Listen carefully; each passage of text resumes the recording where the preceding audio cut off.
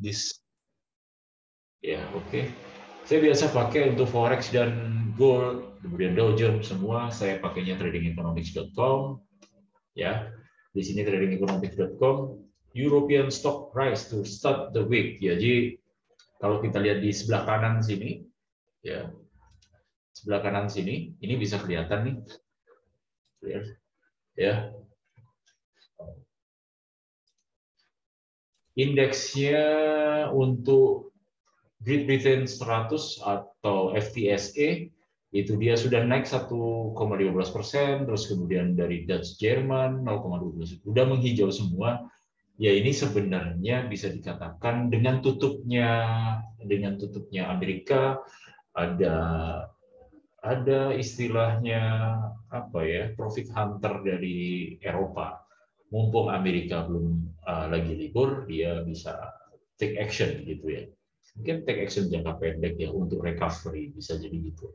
Jadi di sini pertama dari Jepang ya, dari Jepang Nikkei sudah naik 0,84, terus kemudian dari Inggris naiknya paling tinggi 1,13, terus dari Jerman 0,28 dan Australia juga naik semua.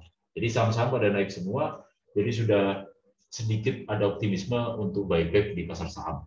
Ya, kalau buyback di pasar saham, terus kemudian apa yang turun biasanya di mata uangnya, atau bisa dikatakan bisa ke sell dolar untuk buyback saham, bisa jadi kayak gitu. Oke. Terus kemudian di kalender economics ya, di sini kita bisa lihat di sini ini lebih detail ya, lebih detail.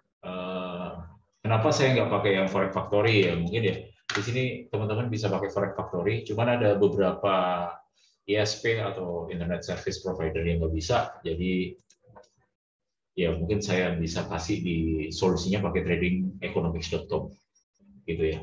Nah ini yang merah-merah ada CPI dari hari ini di Swiss ya, cuman saya lebih suka itu di sini karena ini sebagai acuan tidak hanya forex saja tapi bisa ke pasar saham karena semua berkorelasi ya, semua berkorelasi. Nah, kita lihat yang high impact saja di sini ya, di sini high impact mulai hari Selasa ada RBA ya, RBA interest rate decision ya, besok tanggal 5 ini sudah ada penentuan suku bunga previous 0,85 di konsensus 1,35. Kita trading Australia dolar besok jam setengah 12 kurang 5 kita bisa sudah mapping, sudah harus siap mapping dan kita bisa take opportunity di situ. Ya, untuk Australia bisa tradingnya di mana? Kalau volatile kita pengen yang volatile tinggi bisa dia di Australian USD, atau yang paling tinggi ada di Pound Sterling USD, GBP Aussie. Oke, GBP Aussie itu yang paling tinggi efeknya ya. Terus kemudian bisa Euro Aussie. Oke, selamat malam. Saya kasih tahu harus baru tahu kira pada penanya. Saya mohon izin ya untuk mute Ibu Ari ya. Selamat datang Bu. Oke, kita besok ada momentum di RBA interest rate decision. Terus kemudian S&P Global ini hanya survei, tidak terlalu high impact. Ya mungkin pointing saya ada di point of interest saya ada di RBA, terus kemudian FOMC meeting minutes jam besok hari Kamis dini hari jam 1. Terus kemudian ada ADP hari Kamis juga.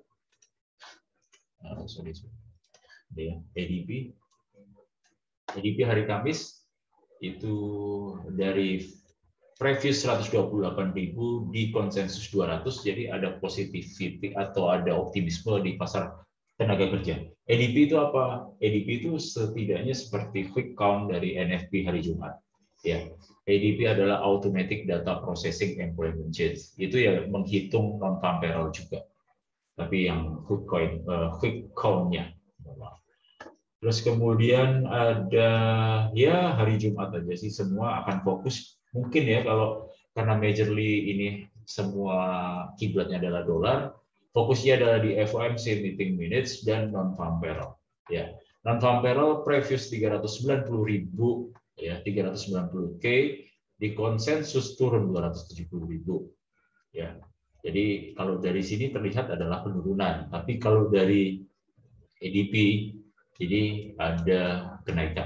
Ya kita lihat dulu ADP nanti di hari Kamis baru kita bisa setidaknya sedikit memprediksi non-farm payroll nantinya bagaimana. Oh ya, yang mungkin belum tahu non-farm payroll sih ya, biasanya kalau non-farm payroll itu naik berarti tenaga kerja semakin bertumbuh, dolar juga akan semakin optimis. Itu saja. Oke, lanjut kita masuk ke ranahnya technical analysis ya. Kalau mau tanya silahkan ya tentang fundamental ya. Jadi intinya fundamental juga tetap ada pros and consensusnya ya. Jadi ada ada kelemahan, ada kelebihannya. Kalau kami di sini di 80% kita adalah technical trading. Technical trading biasanya untuk data-data ini kita buat sebagai time of entry ya, time for entry ya. Jadi lebih ke timing, lebih ke timingnya. Karena kalau fundamental lebih ke jangka panjangnya. Oke, lanjut kita masuk ke technical analysis. Saya biasa pakai IC market dulu ya. Yang biasa saya lakukan setiap hari adalah market screening. FOMC meeting kali ini naik lagi atau masih sama dengan bulan kemarin? Kalau yang pasti ya tetap dia akan melihat CPI yang sudah rilis. Terus kemudian kemarin hari Jumat ada personal consumption ya atau personal income personal consumption dan personal income-nya kemarin kok tinggi gitu ya. Oke. Yang kemarin ya kita lihat sebentar aja. Dates yang kemarin previous week ya. Kita lihat data yang hari, nah ini ya, ini juga sebagai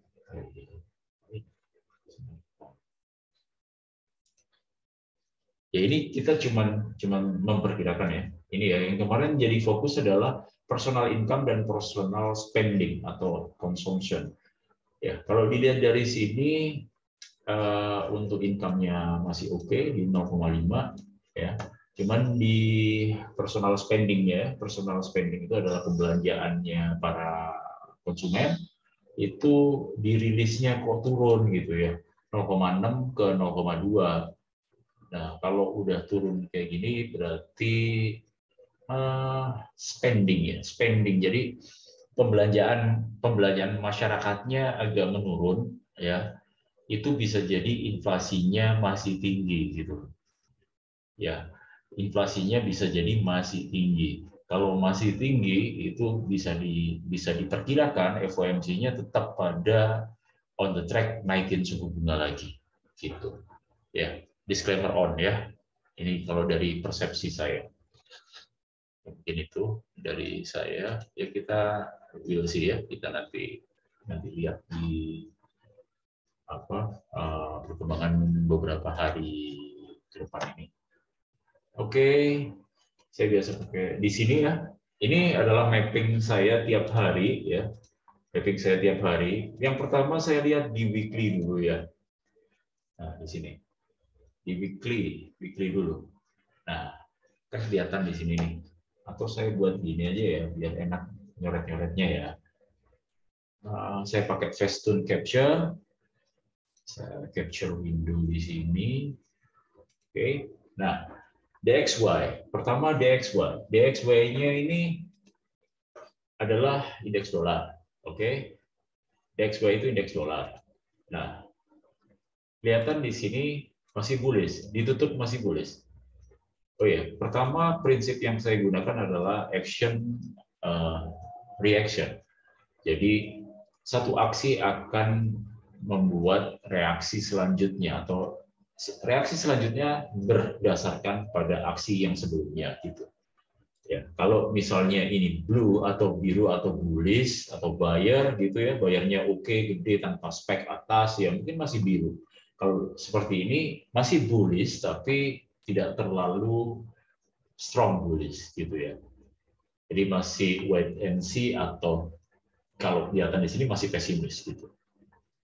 Jadi tetap dia bisa apa lebih berat naik tapi masih mengandung apa ya pesimisme bahwa dia akan naiknya kencang gitu ya gitu. Jadi weekly-nya kalau dari dolar seperti ini masih bull ditutup positif istilahnya ditutup positif.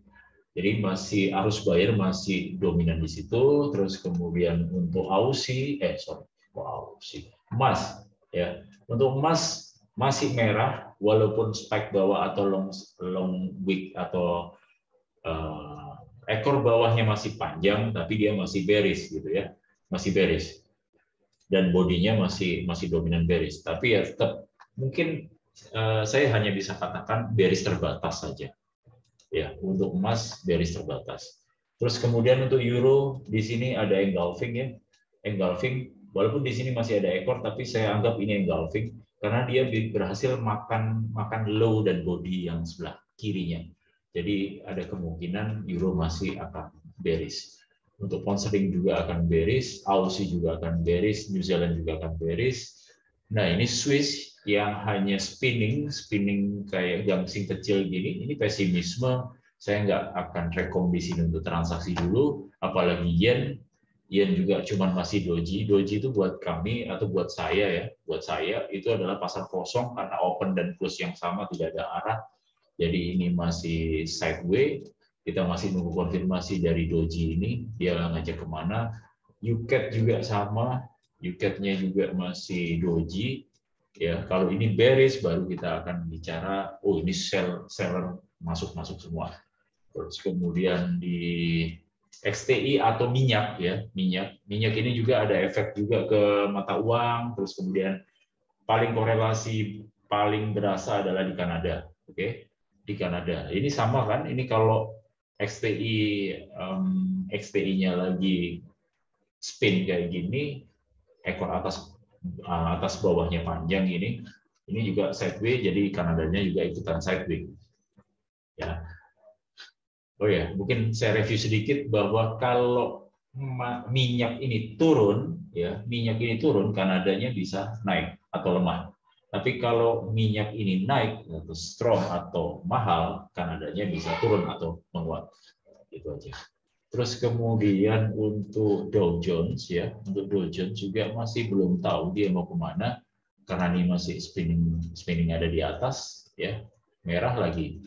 Bisa dikatakan hanging man ya atau candle merah yang masih confused ya, masih confused.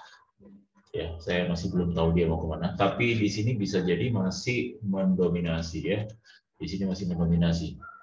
Bullish engulfing-nya masih oke untuk menggerakkan naik. Tapi ya will sih kita lihat dulu beberapa hari terakhir.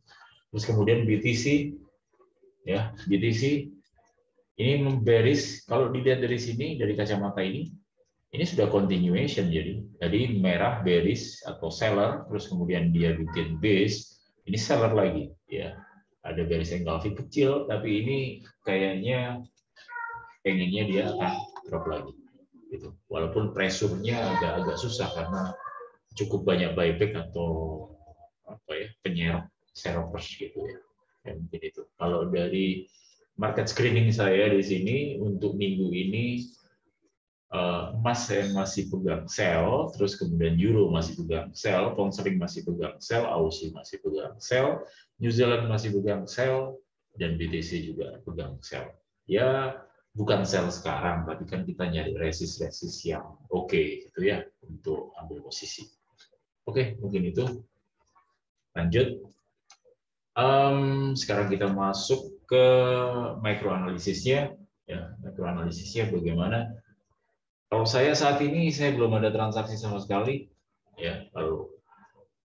Karena ya saya tadi udah ngomong kan, kalau udah market close gitu ya, market close ya saya nggak trading gitu. Saya mending giling-giling aja dulu. Nah, ini saya nggak trading sama sekali, cuma buy limit sell limit aja.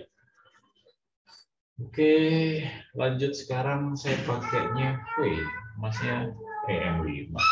Oke, saya lanjut ke trading view. Ya, kenapa saya pakai trading view?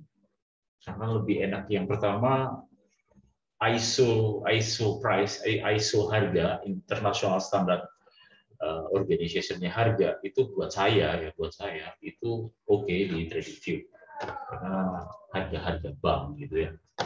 Oke, lanjut sekarang kita masuk ke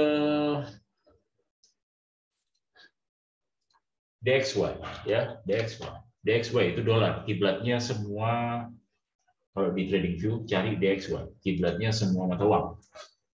Nah, ini analisa saya tadi. Bukan yang tadi pagi nih. Ini analisa saya kemarin ya, analisa yang kapan hari. Ya, kalau lihat dari sini adalah seperti pola M ya, atau kita ngomong kalau rising tree method, falling tree methods gitu ya. Jadi seperti M gitu ya, M. Nah, ini target saya sih masih ke 105 ya, bullish engulfing, terus kemudian ada 104 rectangle ini sudah pecah ya, harusnya ke sana. Bukan ini DXY saya, mungkin di capital.com. Nah, ini ya. Oke, saya pakai RSI. Nah, bisa kelihatan di sini di H4 ya. Ini dolar. Ya. Kalau dolar saat ini trennya lagi gimana sih gitu kan? Banyak yang bingung masalah tren ya. Tren itu kita bagi menjadi 3 major trend atau jangka panjang, medium, jangka menengah, dan short trend atau minor trend itu jangka pendek ya. Nah, kalau secara medium ya, kalau secara major trend jelasnya kalau begini. Ya, kalau major trend ini masih yang jelas masih bullish karena dia masih bikin higher low gitu ya, dari sini sampai sini. Kalau kita buat misalnya saya tambahin MA pun MA 100 gitu ya, atau di daily MA 100 itu masih oke, masih bisa dikatakan tren masih kuat naik gitu di daily ya. Nah, ini masih kuat naik. Kalau major trend kita ngomong tren bulanan, tren tahunan ya masih oke untuk naik gitu. Ya. Nah, sekarang kita masukin di sini. Nah, medium trendnya gimana? Nah, kalau saya lihat mediumnya mulai dari Juni sampai sekarang ini masih rectangle atau masih distribusi gitu ya. Ada namanya fase ekspansi, distribusi, koreksi. Ini masih distribusi, masih belum tahu dia mau kemana. Ya, tapi kalau kita lihat di sini, kenapa saya ngomong ini rectangle? Karena sudah ada top 1, 2, tambahin 1 ya, 3 top di sini. Ya, ada 1, 2, 3, 4 top dan 2 low atau bottom. Jadi dia masih ada di sini-sini. Ya, masih ada di sini-sini. Nah, di sini kelihatan ada divergence ya. Divergence itu apa sih? Nah, ketidaksamaan ini higher high, tapi di sini higher low. Ya, higher lower high. Ya, di sini ada titik tinggi yang makin naik, tapi di sini titik tingginya makin turun. Ini divergence namanya. Jadi menurut tadi pagi, menurut saya ini masih ngejar supportnya saat ini ya. Supportnya 10439. Ya, gitu. Nah, kalau pecah bisa jadi double top lagi. Ya, simbolnya adalah kita bisa bikin proyeksi, turun di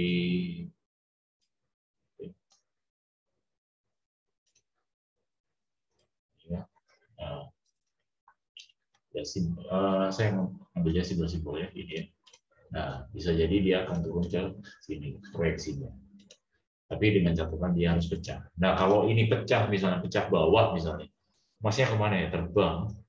Ya, karena dolar secara korelasi umum ya, korelasi normal itu adalah berlawanan dengan emas. Dolar berlawanan dengan emas. Tapi kan ini masih belum tahu, karena apalagi ini masih tutup ya pasarnya ya. Jadi kalau pecah di level 104 ini, 10440-an ini, dia bikin double top dan divergentnya jadi, targetnya bisa ke area 103.65. Ya, maksudnya bisa terbang lagi. Tapi kalau secara jangka panjang bagaimana? Ya, ini sebelum ini terpecahkan atau base ini rectangle ini terpecahkan, ya kita tidak tahu dia mau kemana. Ya, kita tidak tahu mau kemana. Itu aja sih. Ya, dia masih tertahan atas dan tertahan bawah. Oke, lanjut sekarang kita masuk ke XAU USD.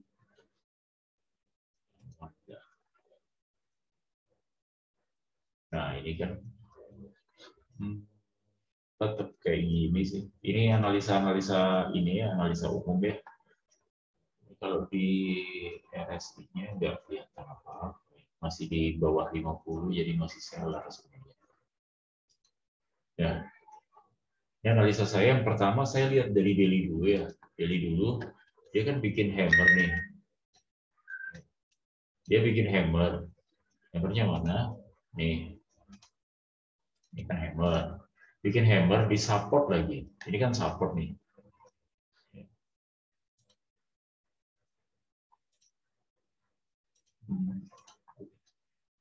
Support on hammer, jadi bisa dikatakan ini valid ya, validitasnya cukup tinggi. Tapi ya tetap bagaimanapun kalau kita ngomongin candlestick pattern, kita harus ada konfirmasi dulu. Setelah hammer ada bullish atau ada buyer masuk, baru kita ngomong oke, ini positif naik gitu ya. Ini yang pertama, dari hammer kita bisa lihat bahwa ini ada pullback atau rejection di level kuat 1785 sampai 87-an ya. Ini rejection dari touch pertama dari support yang terdekat. Jadi ada peluang dia akan naik, tapi naiknya mungkin buat kami ya, buat saya itu terbatas. Sekarang kita masuk ke ranah H1 atau H4 ya. H4. Saya hilang dulu ya. Nah, ini tadi 1808 ini buat saya adalah turning point ya. Turning point itu maksudnya harga kalau dia stay di atas 1808 dia akan cenderung naik. 1808 di bawah dia akan cenderung turun. Gitu. Nah, terus karena apa di sini memang ada support kuat ya. 1 2 di sini kan support ya. Support become resistance sekarang. SPR itu namanya support become resistance. Terus kemudian kalau saya sell di mana? Ya seharusnya kalau ini tidak hari libur ya 1808 ini bagus untuk sell gitu. Bagus untuk sell. Terus kemudian kita combine dengan Fibonacci retracement ya. Kita combine dengan Fibonacci retracement, saya ambil swing yang terakhir ya sebelum dia drop ya. Jadi ini bisa dikatakan katanya sebagai supply zone gitu ya. Dari atas ke bawah, di sini retracement 61,8. Nah, di sini kan kelihatan ya, 61,8 di 18.10-an. Ya, ada 78,6 di 18.16. Jadi pokoknya di area sini saya lebih cenderung sell. Nanti stop loss saya di atasnya 18.25. Jadi kalau saya mau sell mungkin lebih cenderung seperti ini ya. Ya. Nah, stop loss saya ada di sini. Ya. Dengan targetnya mungkin di sini. Ya. Bisa di ya. Mungkin seperti itu. Apalagi ini dari single game, tapi ya tetap ini hari libur gitu, nggak enak gitu ya. Jadi bisa sell pertama di 1808, sell kedua 1816, cut loss saya di 1825. Itu kalau emas ya. Oke, mudah-mudahan bisa difahami analisa sederhana saya ya. Saya lihat di sini juga ada downtrend ya, downtrend di sini. Jadi kalau sampai pecah tren lainnya, berarti juga pecahin swing yang ada di sini. Sudah cut loss saja saya. Gitu. Ya. Oke, mungkin itu kalau dari emas. Jadi lebih prefer untuk sell. Ya kita besok lihat open besok bagaimana. Terus kemudian ada pertanyaan dari sini? atau minta dianalisakan apa. Oke, masuk ke Euro USD. Jadi sih ya kayak cuman gini-gini aja ya. Indikator saya kasih relative strength index, ada divergence ini. Jadi ini kan divergence nih.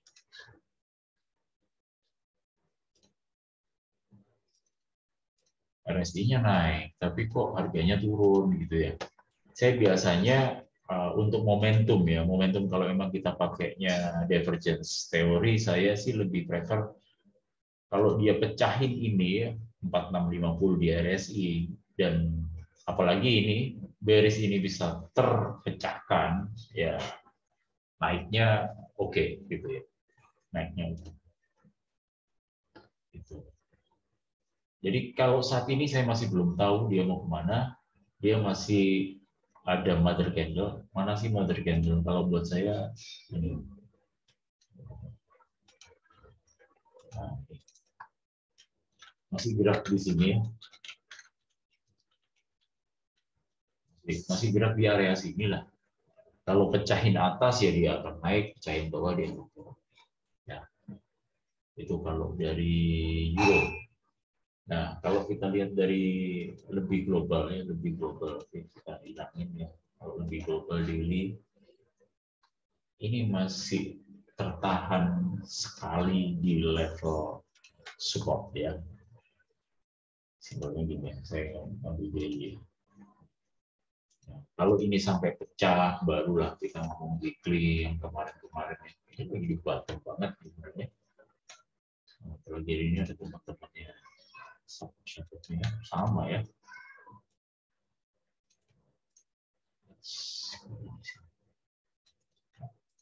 Sama. Jadi ini area support yang sangat kuat ya. Kalau pecah baru kita ngomongin sell panjang, oke. Kalau dari itu.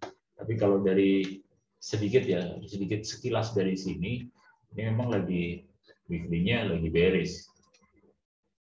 Lagi bearish yang off ini. Nah, cuman ya PR-nya harus mencahin area sini 383 1.038 ya 80-an 10350-an ya baru boleh sell. Sell-nya bisa lancar turun. Oke, di situ tren masih turun tapi masih konsolidasi di area sini ya, di area sini. Konsolidasi di area sini. Oke, untuk daily bearish sih, bearish. Monday itu tadi. Kalau saya masih nunggu si monthly candle-nya ini aja deh. Monthly candle ini. Ya kan saya pilih di daerah sini. Oke. Belum tahu dia mau kemana. Oke, terus kemudian pound sterling. Sterling. Wow, ini analisa saya tadi sempat siang tadi sih. Diam-diam menghanyutkan di pasarnya ya. Dia masih cenderung kalau saya lihat di sini ya jadi ya, daily-nya masih dominan merah ya, dominan merah tapi sudah berhasil balancing maksudnya sudah berhasil ini biru ini sudah impas gitu. Ini maksud saya balancing tuh kayak gini. Ini balancing. Jadi saat ini sedang wave baru gitu. Ini balance. Ya, sekarang lagi wave baru, bisa wave naik, membalancekan yang atas, ya, atau dia hanya sekedar rebound terbatas. Sekarang bisa wave yang baru. Wave yang baru, resisten saya di level 2108 di daerah sini, ini resist, terus kemudian resist 2 di 2188.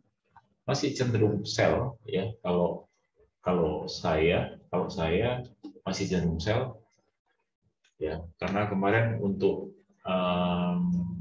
memecahkan support yang kuat ini ya,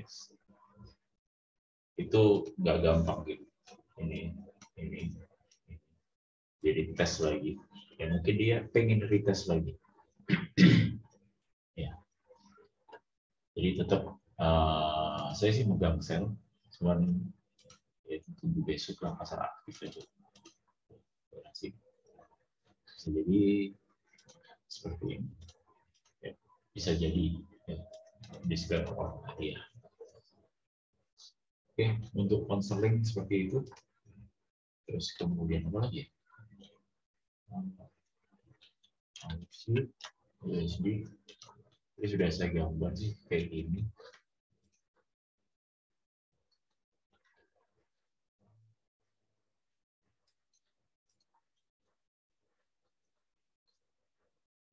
Ya, di area, kalau kita lihat di sini ya, kalau kita lihat di sekilas ya, sekilas saya hilangkan semua. Kalau kita lihat di sini, line chart ya, ini sudah pecah semua ini. Kalau kita ngomong weekly ya, pecah. Nah, di sini, sini, ini pecah semua. Ya, jadi saya masih cenderung pengennya tetap sell. Kenapa dia berhenti di sini? Ya, di sini ada terminal aja, ada base di sini, ya, ada base di sini. Tapi kalau lihat arahnya ini apalagi seperti head and shoulder gitu, head and shoulder, ini shoulder, head, shoulder gitu. Dia masih cenderungnya pengennya turun. Jadi lebih prefer sih kita nyarinya juga sama sell. Nah, kalau sell amannya di mana? Ini sudah pecah. Mungkin naiknya aja, naik terbatas aja. Nah, kalau saya sell, saya biasa pakai retracement aja. Retracementnya dari mana kan gitu ya. Ya, di mana dia pertama turun, turun kencang itu di mana gitu. Bisa di sini, dari sini ke sini ini kan ekspansi turunnya cukup impuls ya. Bisa kita lihat dari sini ke sini. Di daily ya. Nah ini kan ada level-level Fibonacci di sini. Ya, kita bisa, kalau kita lihat di sini sih yang confirm ya, yang confirm bisa di daerah sini. Di level 50% agak naik dikit dah. Itu sel areanya.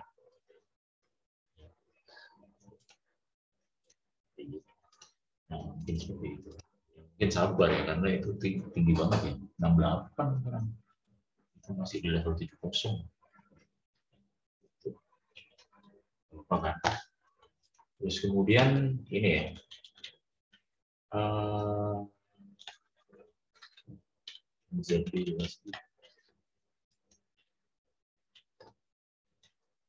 ini gambaran saya kemarin. Ya, gambaran yang kapan hari udah kapan hari. Target saya masih di 61 ya untuk New Zealand ya. Ini kan supportnya sudah break. Ya. Ini retesting lagi nih. Retesting lagi, ada trend line di sini. Saya bikin trend line ya. Saya rapikan. Ada trend line di sini. Terus kemudian di sini ada support become resistant. Support become resistant. Sudah tes pertama dan ini tes kedua sekarang. Ya. Kalau buat saya sih targetnya masih di level 61.15. Ya, 61.15. Ya kalau untuk sell aman ya daerah saat ini sih. Saat ini kalau pecah trend line-nya kita cut loss atau kita stop. Ya. Stop loss-nya mungkin di atasnya swing high ini. Ya. Jadi bisa sell di daerah sini. Ini sudah kena, sudah sell. Ya, seperti ini. Di atasnya swing high dikasih deviasi gitu ya. Seperti ini. Kalau TP bisa TP pertama di sini dulu lah kalau pendek-pendek. Karena ini trennya lagi turun dan sudah pecah semua. Ini kan pecah juga. Ini pecah. Tuh. Ya. Oke, ini loh yang asik tuh CHF ya. Nah, kalau CHF daily ini kelihatan kan. Nah, ini udah banyak yang mungkin udah banyak yang review. Ini kapan pecahnya ya. Kita akan tunggu ya. Kalau ini bisa pecah, bisa agak long term, kita bisa short selling di situ. Ya, ini kalau dari Swiss, ya Swiss franc ya, US Swiss franc. Oke, mungkin itu sih kalau dari saya. Ada yang ditanyakan?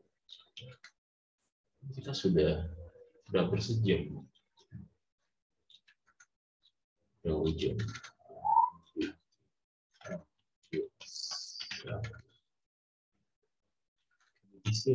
Divisi.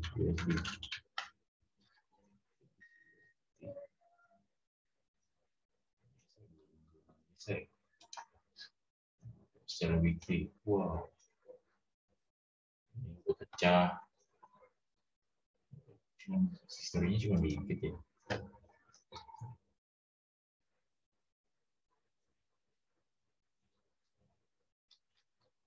Masih konsolidasi bawah.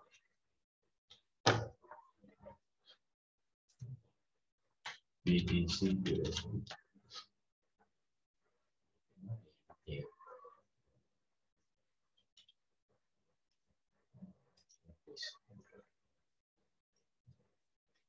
Bitstamp, siap.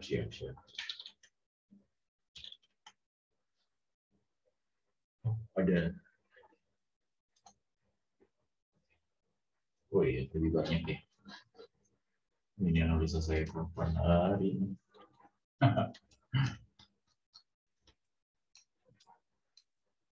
Aduh.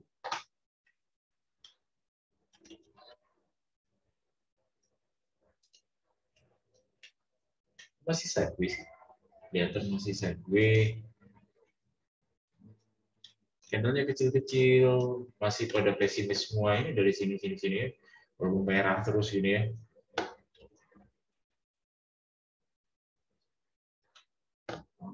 Di sini ini engulfing, bullish engulfing, dan masih belum nah, di sini kayak supportnya. Ini 18.900 ya, 18.900 support kuatnya di situ. Sudah bisa naik kalau balik lagi. Harus ini ya, benteng merah ini ya, 22.500 ini harus pecahin baru dia bisa picking up lagi untuk retesting yang atasnya. Support pegang resistennya di sini. Kita lihat di H4. Wah, belum juga ini lihatnya. Udah set begini. Cuman kemarin pada banyak yang goreng ya Mas ya. Hari Sabtu atau Minggu ya. Nah ini kayak gini.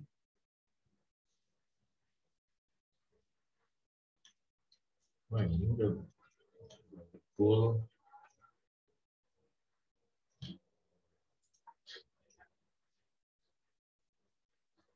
Sudah testing di sini. Full. Udah bos kayak gini, break of structure gini, kayaknya harusnya bisa bulan lagi. Ya. Saya suka pakai line chart ya di sini supaya bisa nggak noise gitu. Ini aja hampir sama dengan ini ya.